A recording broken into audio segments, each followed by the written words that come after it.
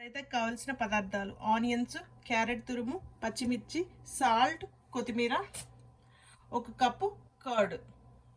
ఒక బౌల్ తీసుకొని ఉల్లిపాయలు, కొత్తిమీర, క్యారెట్, పచ్చిమిర్చి, సాల్ట్ వేసుకొని బాగా కలుపుకోవాలి.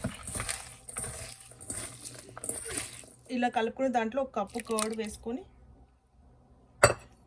బాగా కలుపుకోవాలి. 1 గ్లాస్ వాటర్ పోసుకొని బాగా కలుపుకోవాలి.